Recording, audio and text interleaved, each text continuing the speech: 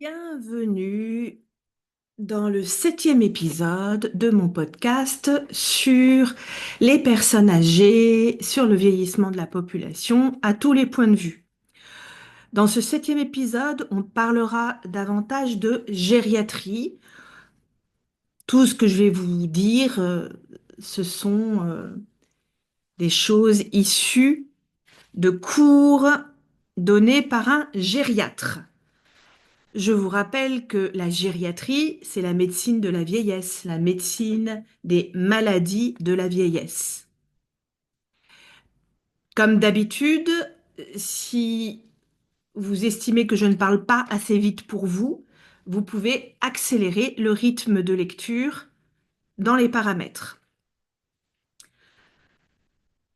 Donc, nous allons parler du vieillissement au niveau cellulaire, au niveau des organes, au niveau des muscles, parce que le vieillissement est un processus multifactoriel.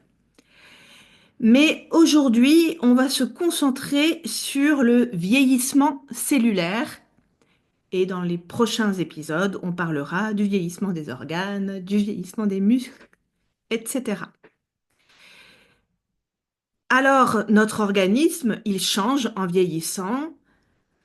Il y a des modifications qui se produisent dans les cellules et dans les organes. Ces modifications entraînent des changements du fonctionnement et de l'aspect du corps.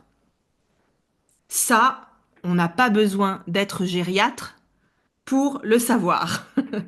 On peut tous l'observer. Alors, on va parler du vieillissement cellulaire. Lorsque nos cellules vieillissent, elles fonctionnent moins bien. Finalement, les vieilles cellules doivent mourir. Mourir to die. C'est une partie normale du fonctionnement du corps. Alors, parfois, les vieilles cellules meurent parce qu'elles sont programmées pour cela. Vous savez, comme on parle d'obsolescence programmée pour les appareils électroniques, eh bien, on pourrait parler aussi d'obsolescence programmée quelque part pour nos cellules. Les gènes des cellules programment un processus qui, lorsqu'il est déclenché, entraîne la mort de la cellule. C'est une mort cellulaire programmée et cette mort cellulaire programmée s'appelle l'apoptose. C'est comme un suicide de la cellule. C'est un processus physiologique de mort cellulaire programmée. Le vieillissement d'une cellule est en fait un déclencheur. Les vieilles cellules doivent mourir pour faire place aux nouvelles. Allez, place aux jeunes! Mais il existe aussi d'autres déclencheurs de mort cellulaire, comme la nécrose. Donc la nécrose, c'est une mort cellulaire accidentelle avec un nombre excessif de cellules et éventuellement des lésions qui peuvent exister dans la cellule. Alors, les vieilles cellules meurent aussi parce qu'elles ne peuvent plus se diviser, parce qu'elles ne peuvent se diviser qu'un nombre limité de fois, et c'est programmé dans les gènes. Dit autrement, les vieilles cellules meurent aussi parce qu'elles peuvent se diviser seulement un certain nombre de fois, et c'est programmé dans les gènes.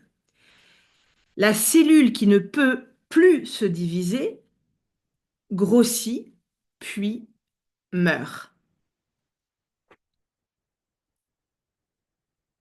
Alors, ce mécanisme qui limite la division cellulaire implique une structure appelée télomère. En fait, un télomère, c'est l'extrémité d'un chromosome. Petit rappel, dans le noyau cellulaire, il y a 22 paires de chromosomes et une paire de chromosomes sexuels, hein, le fameux XX pour les femmes et XY pour les hommes. Je reviens à mon télomère ou à mes télomères. En fait, il y a une cellule et son noyau, et dans le noyau, il y a les chromosomes, et à l'extrémité d'un chromosome, il y a les télomères. Les télomères servent à déplacer le matériel génétique de la cellule en préparation pour la fameuse division cellulaire. Quand la cellule se divise, les télomères raccourcissent un peu. Hein. Raccourcir, ça veut dire devenir plus petit.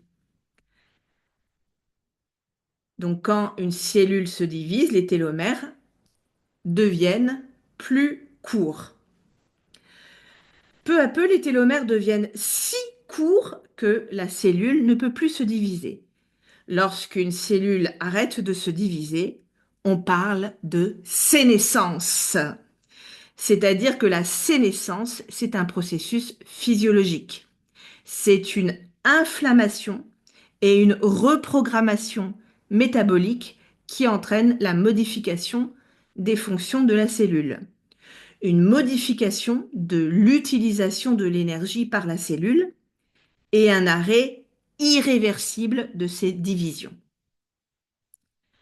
Donc, si vous écoutez des émissions qui parlent de santé et notamment de vieillissement ou comment, euh, comment font oui, les chercheurs pour essayer de ralentir le vieillissement, on nous parle beaucoup de télomères, de sénescence, de sarcopénie, voilà, parfois de nécrose, de l'apoptose, tout ça, ce sont des termes qu'on utilise pas mal et que vous avez probablement déjà entendus. Bon, bien sûr, si vous êtes dans le secteur médical, ça n'a pas de secret pour vous, c'est juste de la petite révision ou plutôt un rappel, mais en français. Alors parfois, les lésions d'une cellule provoquent directement sa mort. Les cellules peuvent être endommagées par des substances nocives comme les radiations, la lumière solaire et et les médicaments, pas n'importe quel médicament, les médicaments de la chimiothérapie. Les cellules peuvent aussi être endommagées, pardon, ou, elles peuvent être endommagées par d'autres sous-produits de leur propre activité normale. Les sous-produits sont appelés les radicaux libres. Et ces radicaux libres sont émis quand les cellules produisent de l'énergie.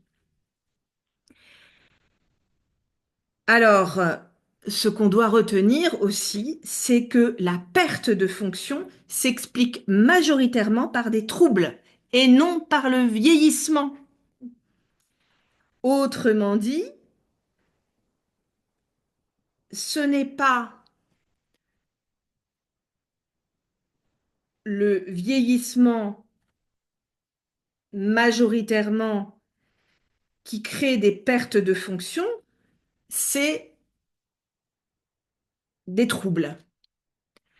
Donc, ça aussi, ça va un peu à l'encontre des idées reçues. Comme je vous avais dit aussi la dernière fois, la majorité des personnes âgées ne sont pas dépendantes. C'est une minorité de personnes âgées qui sont dépendantes. Eh bien, ça, c'est encore euh, une autre affirmation contre des idées reçues, la perte de fonction s'explique majoritairement par des troubles et non par le vieillissement. Dans le 8e épisode, je vous parlerai du vieillissement des organes. Youpi, on a hâte. Bon, moi, ça, ce sont des sujets qui me passionnent et de pouvoir parler du vieillissement et de la vieillesse sous tous les angles. Voilà, là, on est dans la partie gériatrie. Vous l'avez compris. Alors, à bientôt pour le 8e épisode. Au revoir.